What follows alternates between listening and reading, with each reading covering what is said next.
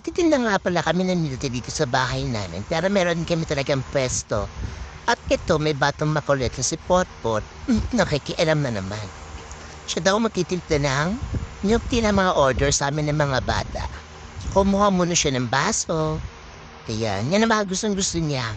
So, kailangan pakinabangan natin yung mga bagets na yan para hindi hingi ng hingi. Kasi mukhang perote.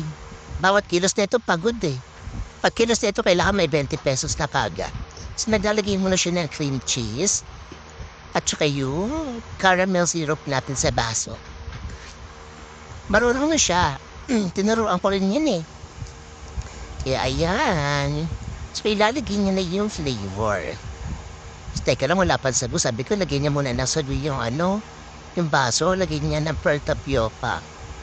Pero sinunod niya talaga magdagay muna ng ayan na. Alam ko ilalagay niya na kagad yung flavor eh. Nagdagay niya ng cream cheese. Okay. So, ayan, nalagay niya na ng flavor sa shaker. Ang in-order ng customer niya is chocolate. So, ayan, nalagay siya ng chocolate flavor sa shaker natin. So, ayan. So, pwede siya maging tindera. Actually, lahat ng bata dito binibentahan niya. Minsan siya na rin nag-deliver. Masipag naman. Ayan, pero may kapalit yan. Alam ko na yan eh. Bisado ko na yan. So, nalagyan niya na muna ng ice cube.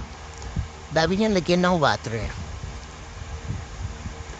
Nalagyan na siya ng sugar. Para sakto yung times. Actually, masarap siya magtimpla. As in, perfect niya na kagad. Siguro 2 beses ko lang siya tinuruan. Lalagyan niya muna siya ng gatas. Naubos kasi yung namin, yung fresh milk namin na nilalagay namin. So, ayan muna ilalagay niya. So, 29 pesos lang yan. Kaya gusto niyo umorder, pumunta lang kayo sa bahay namin.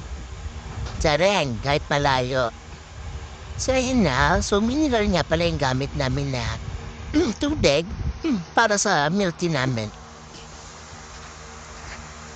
So, shake niya na muna yan. Pakbirch.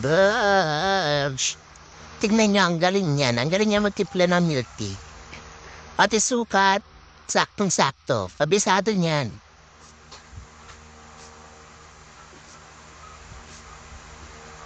Pabisado niya yan.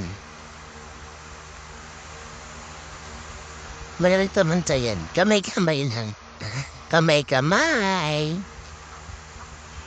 29 pesos lang yan. Pag walang cream cheese, pag may cream cheese, 39 pesos. So pa yun, habang gumagawa siya, pinapanood siya ng mga batang umu-order. Bata rin kasi yung order, mga kaibigan niya. Tutuwan-tuwa sa kanya kasi siya yung nagtitinda ng milk tea. So, yan na. Yan na niya, ang galing magsalin yan.